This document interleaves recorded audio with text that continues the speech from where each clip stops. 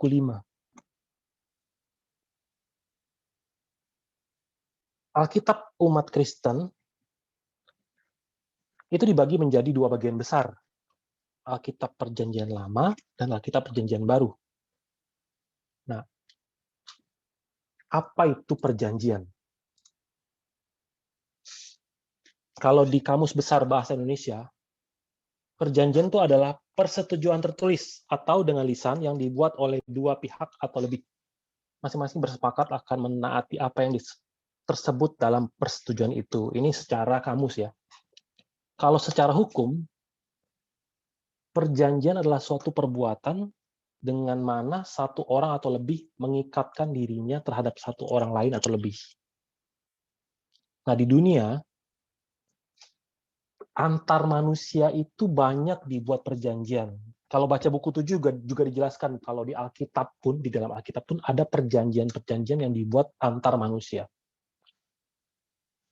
Nah, kalau di kehidupan kita hari ini, tujuan dibuatnya perjanjian itu biasanya tuh sudah jelas batasan-batasannya. Dari namanya, misalnya contoh ya, perjanjian jual beli itu kan ngatur soal jual beli. Perjanjian pranikah, hal-hal yang diikat sebelum terjadi pernikahan, atau perjanjian kerjasama, bahkan perjanjian kerja pun ditulis tuh. Isinya apa ya? Isinya tuh tentang janji atau janji-janji dari kedua pihak. Nah, itu kan perjanjian. Tujuan perjanjiannya itu. Alasan dibuat perjanjian itu apa? Yang tadi ini saya lupa pencet ya, isi perjanjian. Nah, alasan dari mengapa perjanjian itu dibuat, itu sebagai dasar penyelesaian apabila timbul masalah di kemudian hari.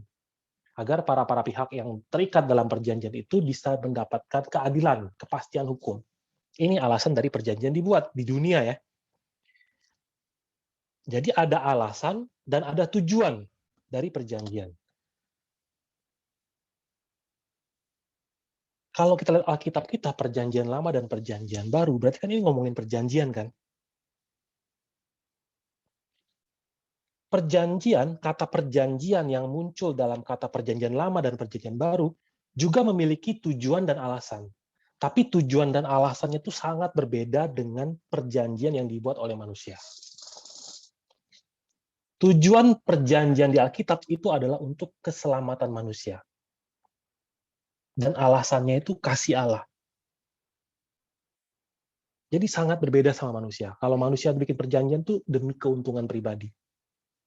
Tapi kalau Allah kasih perjanjian itu murni untuk keselamatan manusia dan murni karena kasih Allah. Harus sadar ini dulu. Kalau sadar ini, maka pembahasan kita hari ini itu sukses gitu. Nah, jadi ketika kita pegang Alkitab, kita hendak baca Alkitab, kita sadar, oh ini buku adalah buku yang diberikan Allah untuk keselamatanku. Karena kasih Allah.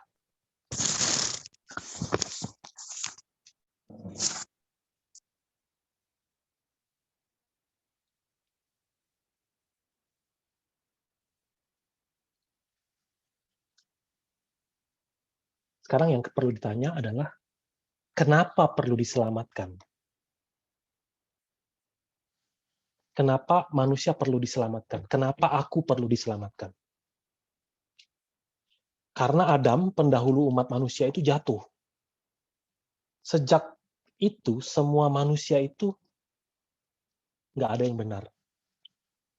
Kalau baca di Yohanes 8 ayat 34, kata Yesus kepada mereka, aku berkata kepadamu, sesungguhnya setiap orang yang berbuat dosa adalah hamba dosa.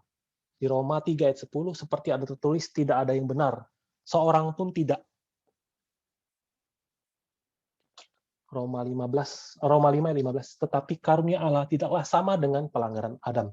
Sebab jika karena pelanggaran satu orang, semua orang telah jatuh di dalam kuasa maut, jauh lebih besar lagi kasih karunia Allah dan karunia-Nya yang dilimpahkannya atas semua orang karena satu orang, yaitu Yesus Kristus. Di sini ditulis, karena satu orang, semua orang telah jatuh dalam dosa.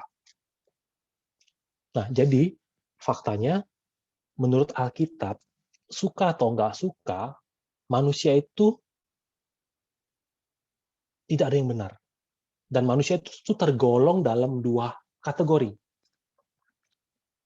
Yang pertama, dia boleh adalah umat Allah, namun adalah seorang yang berdosa.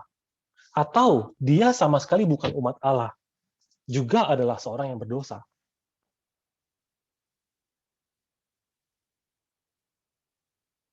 Oleh karena itu, manusia perlu diselamatkan. Kalau baca di 1 Timotius 1 ayat 15, perkataan ini benar dan patut diterima sepenuhnya. Kristus Yesus datang ke dunia ini untuk menyelamatkan orang berdosa, dan di antara mereka akulah yang paling berdosa. Paulus bilang begitu. Dia kan umat Allah kan? Tapi dia bilang apa? Aku yang paling berdosa. Matius 1 ayat 21, ia akan melahirkan anak laki-laki dan engkau akan menamakan dia Yesus, karena dialah yang akan menyelamatkan umatnya dari dosa mereka.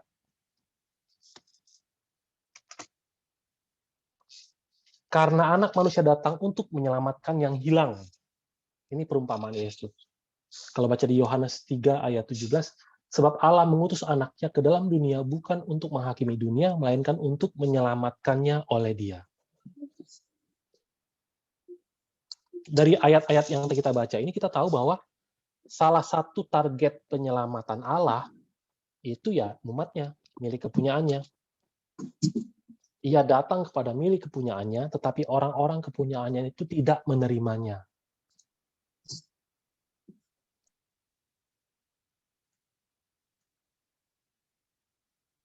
Ya, jadi ada umat Allah, ada bukan umat Allah, tapi dua-duanya adalah pendosa. Contohnya, siapa umat Allah yang berdosa?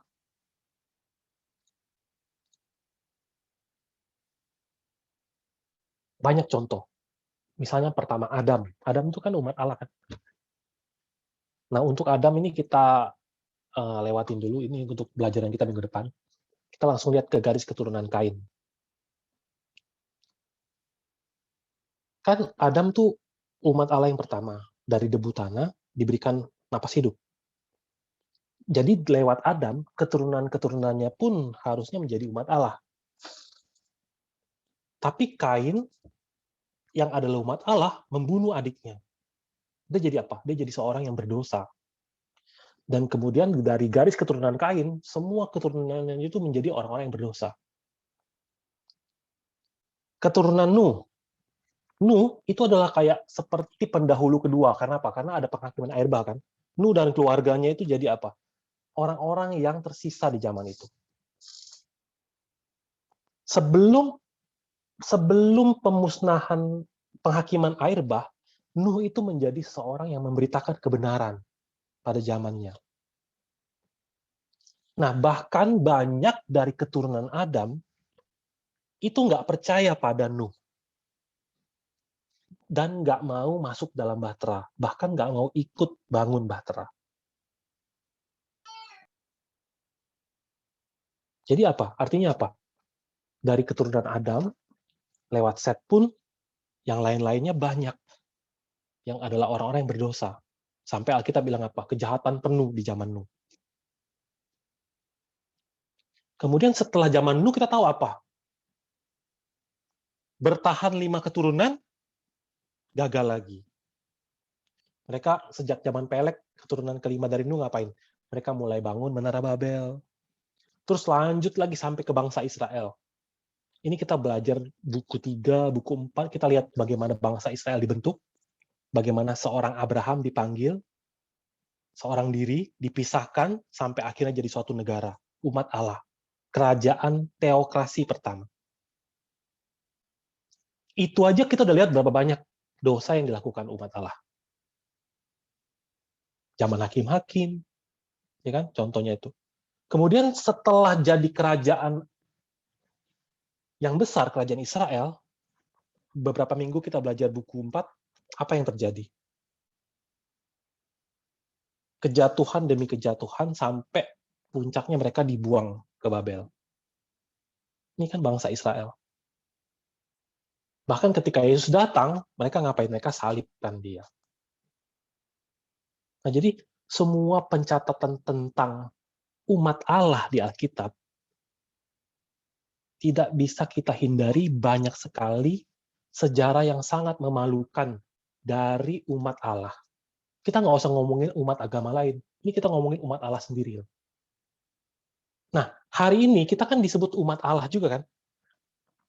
Kita ditebus oleh darah salib Yesus, kita menjadi umat Allah. Lalu apakah kita eksklusif hari ini? Bukan pendosa?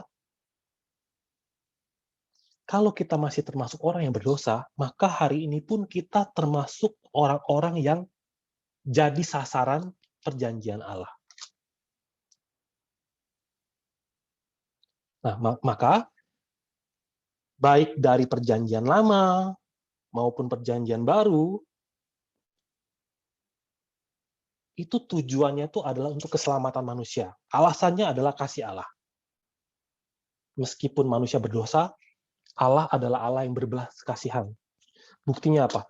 Buktinya di Kejadian 3 ayat 15, Tuhan kasih proto-injil namanya. Aku akan mengadakan permusuhan antara engkau dan perempuan ini, antara keturunanmu dan keturunannya.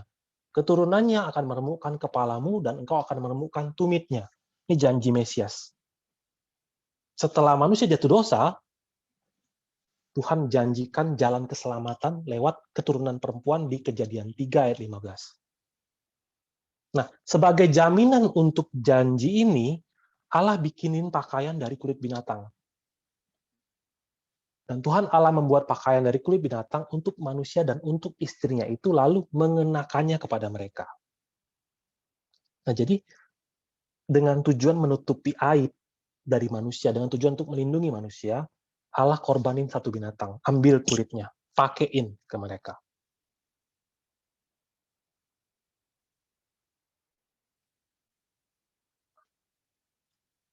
Sampai sini kita bahas tentang perjanjian lama dan perjanjian baru. Alasan dan tujuan dibuatnya.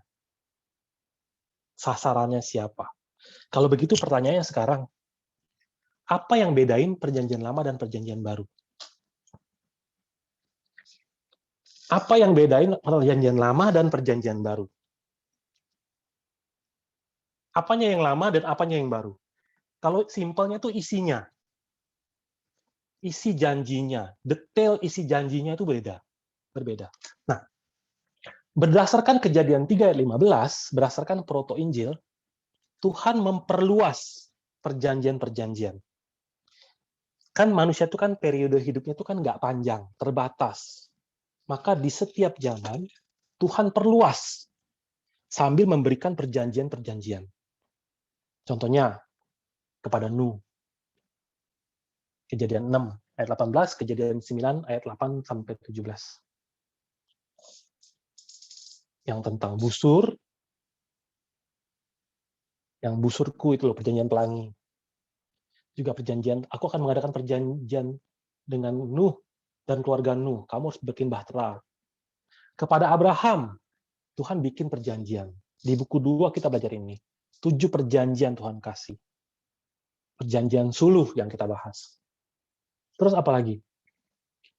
Di zaman Musa, Tuhan kasih perjanjian Gunung Sinai. Keluaran 24 ayat 1 sampai 8. Itu Tuhan, coba saya baca ya. Keluaran 24 ayat 6. Sesudah itu Musa mengambil sebagian dari darah itu lalu ditaruhnya dalam pasu, sebagian lagi dari darah itu disiramkannya pada mezbah itu. Diambilnya kitab perjanjian itu lalu dibacakannya dan dengan didengar oleh bangsa itu dan mereka berkata, segala firman Tuhan akan kami lakukan dan akan kami dengarkan. Kemudian Musa mengambil darah itu dan menyiramkannya pada bangsa itu serta berkata, inilah darah perjanjian yang diadakan Tuhan dengan kamu berdasarkan segala firman ini. Itu juga perjanjian yang diberikan kepada umat Israel lewat Musa, perjanjian Gunung Sinai.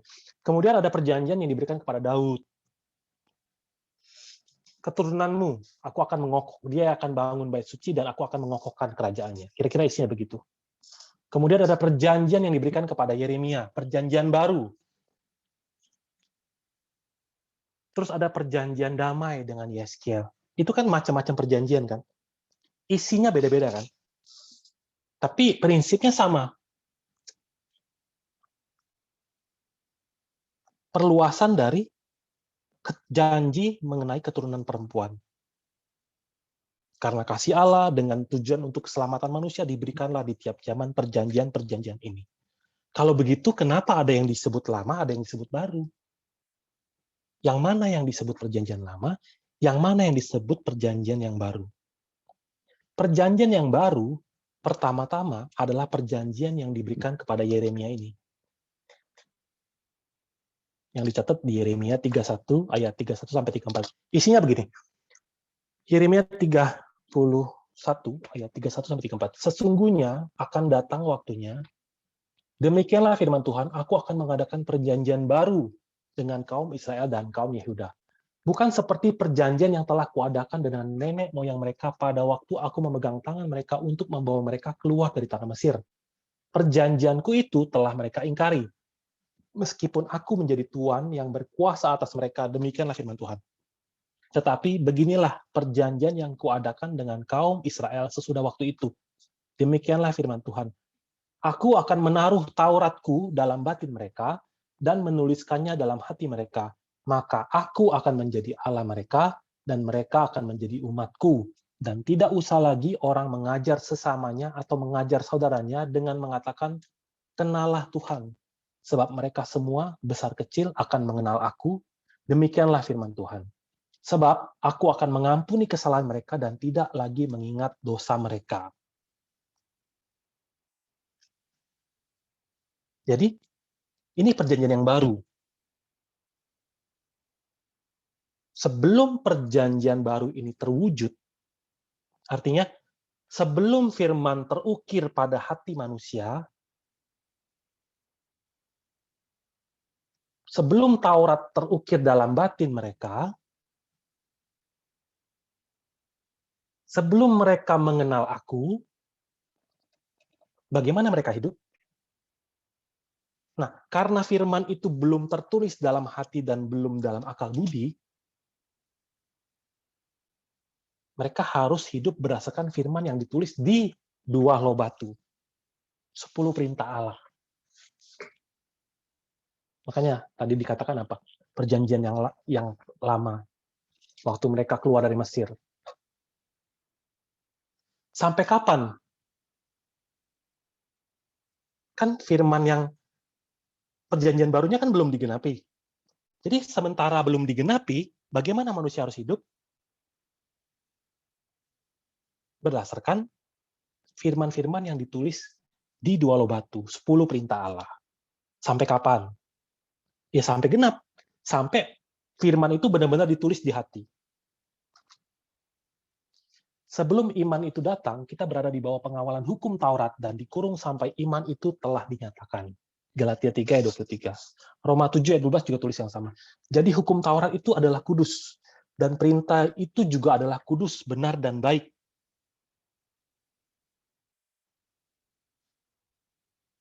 Nah, maka para rasul di Alkitab Perjanjian-Perjanjian Baru menjelaskan keadaan hidup sebelum perjanjian yang baru itu genap, itu keadaan seperti apa. Sebelum firman ditulis dalam hati, di dalam batin, manusia itu hidup di bawah kekuasaan dosa. Galatia 3 ayat 22. Tetapi kitab suci telah mengurung segala sesuatu di bawah kekuasaan dosa, supaya oleh karena iman dalam Yesus Kristus, janji itu diberikan kepada mereka yang percaya. Artinya apa sih di bawah kekuasaan dosa? Jika hukum Taurat dipakai untuk mengukur kehidupan manusia, maka siapapun akan tervonis dengan sangat meyakinkan bersalah. Nggak ada yang nggak. Nggak ada satu manusia pun yang bisa menang atas dosa. Nah, inilah keadaan yang berada di bawah kekuasaan dosa. Sadarnya lewat apa? Lewat hukum Taurat. Contoh ya, ini dari buku 7. Misalnya perintah jangan menyebut nama Allah dengan sembarang. Zaman sekarang kan banyak orang suka menyebut nama Allah dengan sembarang. Misalnya, oh my God, atau Yesus gitu. Itu kan menyebut nama Allah dengan sembarang kan. Tapi kalau baca di rincian perintah ketiga, berdoa, kan kalau kita berdoa kan dalam nama Yesus Kristus, amin kan. Berdoa dengan nggak percaya, itu pun melanggar perintah itu loh. Artinya kita sudah menyebut nama Allah dengan sembarang. Nanti kalau baca buku 7 itu dijelaskan seperti itu. Nah, keadaan di mana perjanjian baru itu belum genap, itu keadaan yang seperti apa? Keadaan di bawah perwalian atau pengawasan.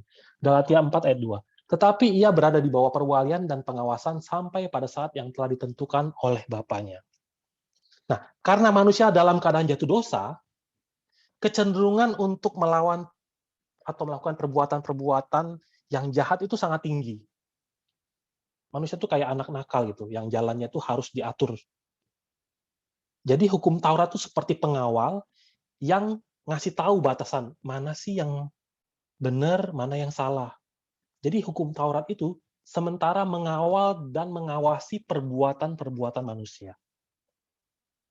Perbuatan-perbuatan jadi benerin. Ketiga, keadaan di bawah roh-roh dunia. Galatia 4 ayat 3. Demikian pula kita, selama kita belum akil balik, kita takluk juga kepada roh-roh dunia. Kalau bahasa Inggrisnya itu unsur-unsur dunia. Kalau bahasa aslinya tuh kita takluk juga kepada prinsip dasar atau asas-asas pokok. Nah, roh-roh dunia ini, asas-asas pokok ini ngomongin apa? Hukum Taurat. Ini nunjukin bahwa ketika kita belum dewasa, kita takluknya pada prinsip dasar, pada hukum Taurat. Ini ngasih tahu kita bahwa apa? Ada yang dasar, tapi ada juga yang advance, yang lebih gitu. Jadi ini bukan yang sejati, ada yang lebih. Nah, 10 perintah Allah itulah yang ngasih peran seperti ini. Maka seluruh masa hidup ketika kita hidup di bawah 10 perintah Allah, itu disebut perjanjian lama. Masa perjanjian lama. Sedangkan perjanjian baru itu adalah masa di mana firman itu sudah ditulis di hati dan di akal budi. Nah, kalau kita mau teliti lagi, 2 loh batu, 10 firman, itu dikasih di mana? Itu kan di Gunung Sinai kan, lewat Musa. Kalau perjanjian baru Yeremia, itu diberikan di mana? Di zaman hampir-hampir dibuang ke Babel. Dua-duanya cerita di mana? Dua-duanya itu adalah Musa dan Yeremia, itu dua-duanya dicatat di Alkitab bagian perjanjian lama.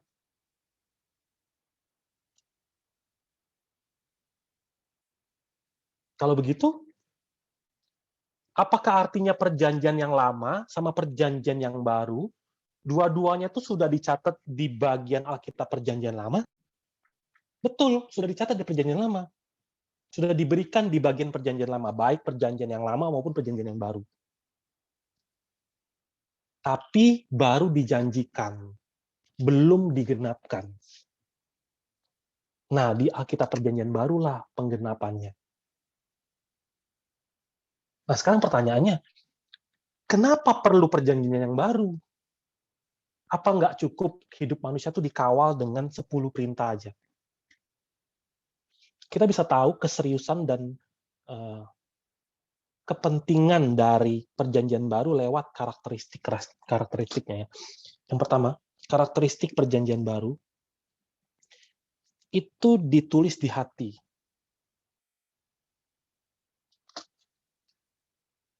Kalau baca di Matius 4 ayat 23, Yesus pun berkeliling di seluruh Galilea. Ia mengajar dalam rumah-rumah ibadat dan memberitakan Injil Kerajaan Allah serta melenyapkan segala penyakit dan kelemahan di antara bangsa itu.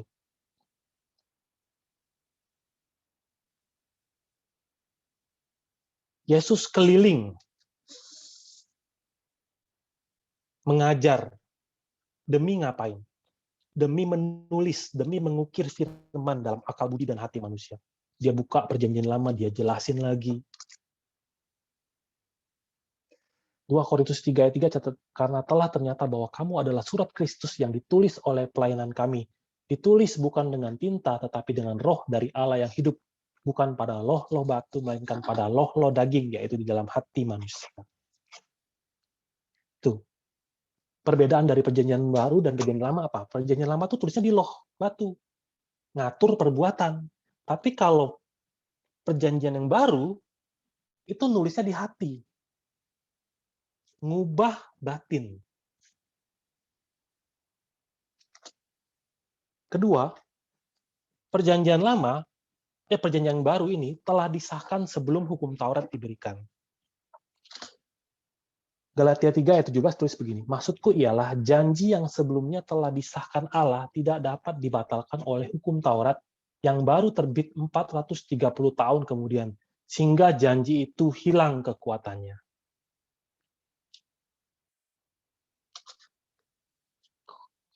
Hukum Taurat itu keluar 1446 waktu mereka jalan di padang gurun masuk sampai di Gunung Sinai.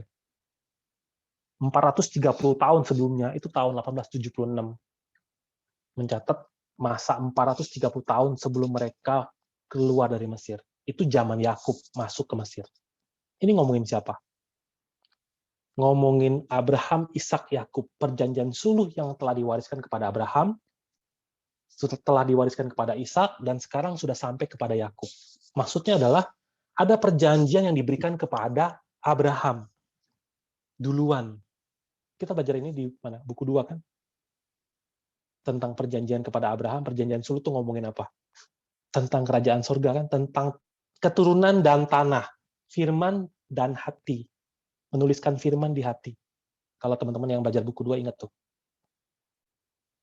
Jadi perjanjian mengenai firman ditulis di hati itu sudah ada, sudah diwasiatkan kepada Abraham. Bahkan sebelum hukum Taurat ditulis. Yang ketiga, perjanjian yang baru ini perjanjian yang kekal dan sempurna. Ibrani 9 ayat 15 tulis begini, karena itu ia adalah pengantara dari suatu perjanjian yang baru supaya mereka yang telah terpanggil dapat menerima bagian kekal yang dijanjikan, sebab ia telah mati untuk menebus pelanggaran-pelanggaran yang telah dilakukan selama perjanjian yang pertama.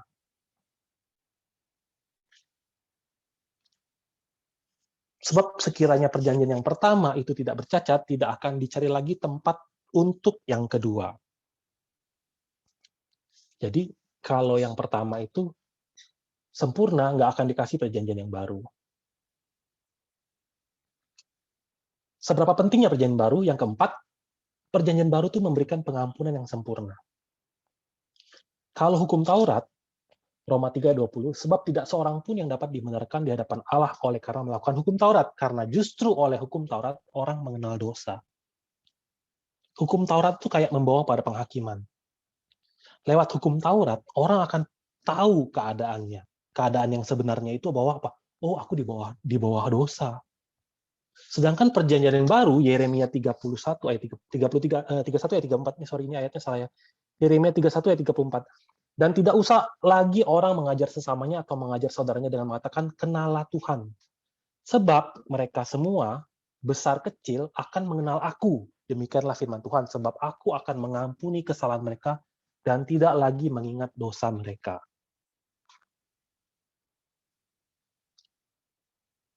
Nah, dari 4 hal ini, bahwa ditulis di hati, telah disahkan sebelum hukum Taurat diberikan, perjanjian kekal, memberikan pengampunan yang sempurna. Dari 4 hal ini kita tahu bahwa apa? Betapa serius dan betapa pentingnya perjanjian baru demi manusia. Maka siapa yang akan genapi? Kan perjanjian sudah diberikan untuk keselamatan manusia karena kasih Allah. Siapa yang bisa genapi?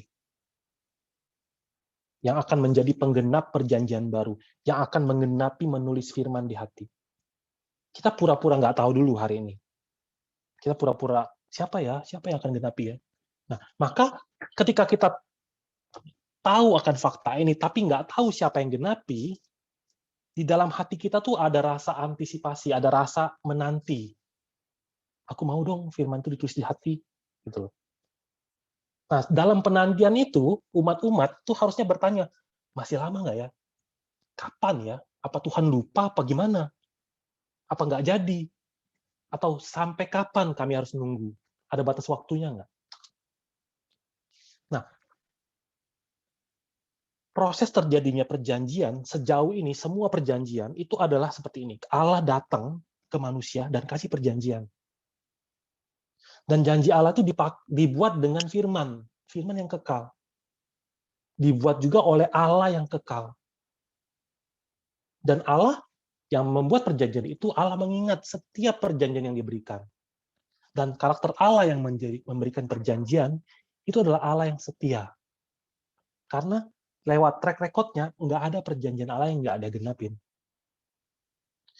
Maka dari siapa yang bikin perjanjian, bagaimana perjanjian itu diberikan, karakter Allah bagaimana, kita ngerti bahwa apa? Bahwa perjanjian-perjanjian Allah itu perjanjian yang kekal. Kekal itu artinya bukannya dikasih terus dilupakan atau nggak digenapi, atau batal. Perjanjian kekal itu akan genap apa adanya. Termasuk menulis firman di hati. Nah, bagi orang-orang yang menantikan, siapa yang akan menggenapi perjanjian baru ini, yang menulis firman di hati, Matius tulis, di Matius 1 ayat 1, inilah silsilah Yesus Kristus, anak Daud, anak Abraham. Jadi Matius tuh kayak berkata, Yesus Kristuslah yang akan menggenapi seluruh perjanjian. Termasuk perjanjian ditulis kepada Yeremia. Matius 9 ayat 35. Demikianlah Yesus berkeliling ke semua kota dan desa. Ia mengajar dalam rumah-rumah ibadat dan memberitakan Injil kerajaan sorga serta melenyapkan segala penyakit dan kelemahan. Markus 4 ayat 33. Dalam banyak perumpamaan yang semacam itu, ia memberitakan firman kepada mereka sesuai dengan pengertian mereka. Maka Yesus ngomong, rohlah yang memberikan hidup, daging sama sekali nggak guna. Perkataan-perkataan yang kukatakan kepadamu adalah roh dan hidup. Kalau kalian terima perkataanku, itu sama dengan hati kalian itu ditulis si firman. Karena perjanjian yang baru menyelamatkan umat dengan menulis firman di hati. Ketika firman ditulis di hati, hukum Taurat ditaruh di akal budi, maka Tuhan bilang, aku akan jadi Allahmu, kamu jadi umatku, kamu kenal aku. Oleh sebab itu, aku menaruh belas kasihanku kepadamu. Kesalahanmu tak akan kuingat lagi, dosamu tidak akan kuingat-ingat. Pengampunan dosa, kan? Ibrani 8 tulis begini, maka inilah perjanjian yang kuadakan dengan kaum Israel sesudah waktu itu. Demikianlah firman Tuhan.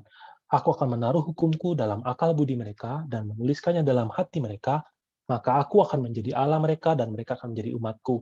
Dan mereka tidak akan mengajar lagi sesama warganya atau sesama saudaranya dengan mengatakan, kenalah Tuhan, sebab mereka semua besar kecil akan mengenal aku. Sebab aku akan menaruh belas kasihan terhadap kesalahan mereka dan tidak lagi mengingat dosa-dosa mereka. Tapi nggak ada yang terima. Kalau baca di Yohanes 5 ayat 38, dan firman-Nya tidak menetap di dalam dirimu, sebab kamu tidak percaya kepada Dia yang diutusnya. Yohanes 10 ayat 25 juga catat. Yesus menjawab mereka, aku telah mengatakannya kepada kamu, tetapi kamu tidak percaya. Pekerjaan-pekerjaan yang kulakukan dalam nama Bapakku, itulah yang memberi kesaksian tentang aku. Dia nggak percaya. Maka di hari terakhir, Yesus, ketika Yudas pergi untuk menjualnya, sementara 11 murid yang lain sedang bertengkar, siapa yang lebih utama? Di perjamuan terakhir itu, Yesus mengambil cawan, mengucap syukur dan berkata, inilah darahku. Lukas 22 ayat 20 kan, demikianlah juga dibuatnya dengan cawan sesudah makan. Ia berkata, cawan ini adalah perjanjian baru oleh darahku yang ditumpahkan bagi kamu. Matius 26 ayat 28. Sebab inilah darahku, darah perjanjian yang ditumpahkan bagi banyak orang untuk pengampunan dosa.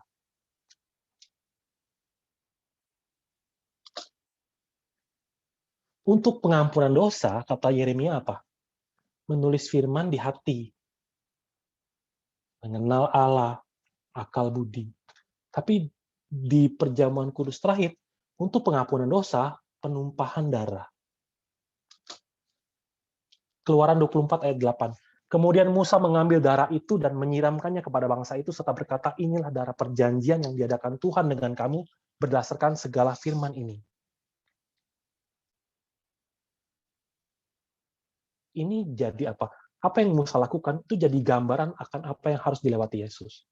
Ibrani 9 ayat 14. Betapa lebihnya darah Kristus yang oleh roh yang kekal telah mempersembahkan dirinya sendiri kepada Allah sebagai persembahan yang tak bercacat akan menyucikan hati nurani kita dari perbuatan-perbuatan yang sia-sia, supaya kita dapat beribadah kepada Allah yang hidup.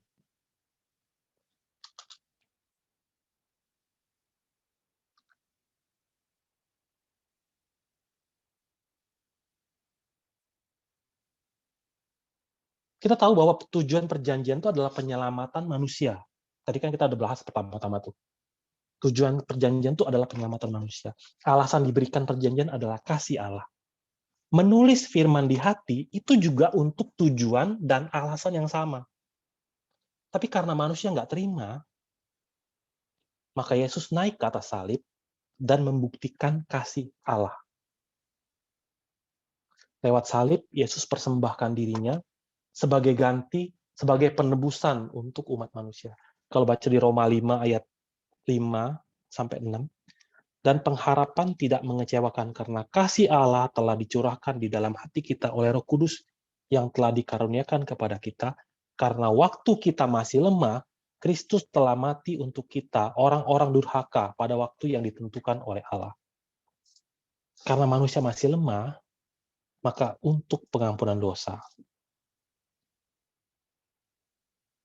Kalau begitu, kapan perjanjian baru ini akan digenapi dengan sempurna? Lewat kedatangan kembali. Nah, perjanjian-perjanjian yang digenapi seperti ini, perjanjian-perjanjian ini kan perjanjian-perjanjian kekal. Di dalam seluruh Alkitab, penulis membagi perjanjian kekal dalam 5 kategori, 5 garis besar. Yang pertama, tentang keturunan. Yang kedua, tentang hidup kekal. Kalau baca di 1 Yohanes 2 ayat 25, kan Tuhan janjikan hidup kekal kan. Terus janji tentang Tuhan akan memberikan Roh Kudus, janji akan kedatangan kembali, dan janji akan memberikan pusaka yang kekal. Ini isi janji secara garis besar di Alkitab. Inilah 5 isi dari janji perjanjian yang kekal, atau 5 janji dari perjanjian kekal. Jadi ada perjanjian kekal, isinya apa? Isinya kan janji kan, isinya. Itu janji dari perjanjian yang kekal. Makanya buku 5 itu judulnya itu janji dari perjanjian yang kekal.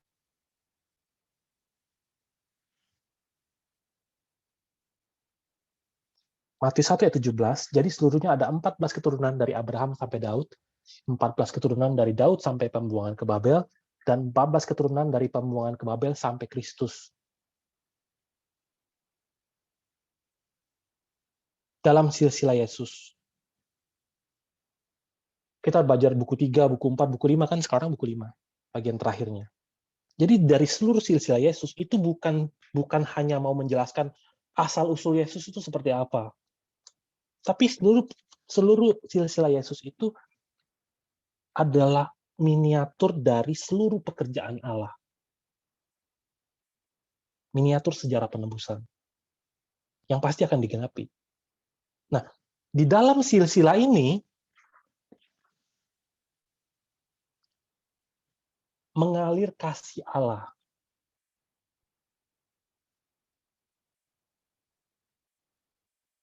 Mengalir janji dari perjanjian yang kekal, yang hendak menyelamatkan manusia. Tapi kalau kita bacanya nggak ngerti, ya bacanya lewat-lewat aja. Oh, ini 14 keturunan, oh 14. Oh, ini nama-namanya, oh ini papanya tuh ini. Nah, oh nama-namanya ini. Gitu. Nah, buku kelima, penulis secara khusus menyoroti bagian ketiga dari silsilah Yesus.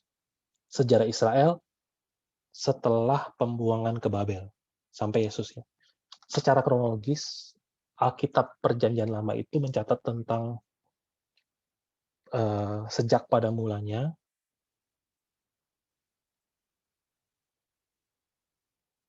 yaitu alam ciptakan langit dan bumi ya, sampai ketika mereka pulang dari Babel. Kalau di Alkitab kita tuh Maleaki, kitab Maleaki. Nah, kalau Perjanjian Baru itu menceritakan tentang Yesus Kristus sampai terakhirnya itu tentang langit dan bumi yang baru, ya kan? Nah, ada jarak kekosongan 400 tahun dari sejak umat Israel pulang dari Babel sampai Yesus Kristus. Ada 400 tahun kosong. Kalau pemulangan terakhir dari Babel itu tahun 444, jadi sekitar 400 tahunan ya. Nah, di dunia kekristenan itu menyebut 400 tahun ini sebagai masa kegelapan.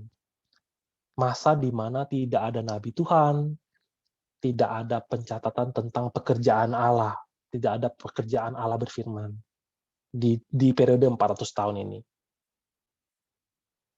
Faktanya bagaimana? Tapi kalau kita lihat seluruh sejarah penebusan, nggak mungkin dong Allah nggak kerja. Ya kan? Bahkan kalau kita mau pikir-pikir ya, sejak Tuhan janjiin keturunan perempuan di Kejadian 3 ayat 15, sampai Yesus lahir, itu tuh adalah periode Allah bersabar. Allah tuh sambil bersabar, sambil menderita. Itu periode Allah penuh dengan air mata, demi menjaga umat-umat perjanjian. Untuk meneruskan iman. Agar Mesias itu bisa datang. Bahkan kita tahu kan, badai ketidakpercayaan itu terus datang. Ini periode di mana Allah terus ampuni, masih ampuni, masih ampuni. Padahal manusia itu bejat. Dan ini juga adalah periode kecemasan Allah. Ini periode seperti Allah lagi perang.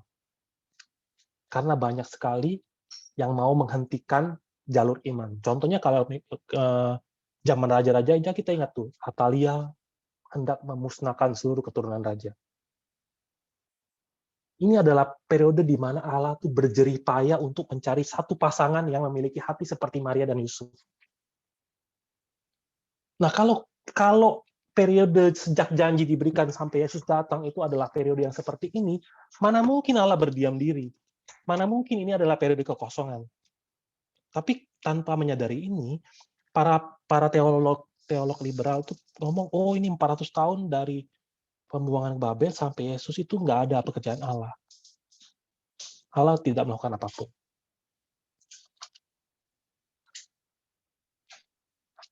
Tapi 14 nama yang dicatat dalam silsilah Yesus itu menegaskan tidak benar bahwa Allah itu tidak bekerja. Lewat buku kelima kita akan melihat justru betapa kerasnya Allah bekerja di 400 tahun ini. Demi menggenapi janji dari perjanjian yang kekal. Kenapa? Karena Yesus harus datang. Harus menulis firman di dalam hati. Harus genap. Nah, jadi selama beberapa minggu ke depan, kita akan bahas tentang pembuangan ke Babel, kenapa mereka dibuang, kapan mereka kembali, siapa yang bawa mereka kembali, kemudian orang tokoh-tokoh yang dihapus dari silsilah Yesus, 14 nama yang hidup di masa-masa ini, pergerakan dunia, bagaimana sejarah dunia bergerak untuk menggenapkan perjanjian Allah. Nah, semoga kita semua dapat mendapat banyak kasih karunia lewat buku 5. Semoga saya juga bisa membawakannya dengan baik. Sampai sini ada pertanyaan nggak?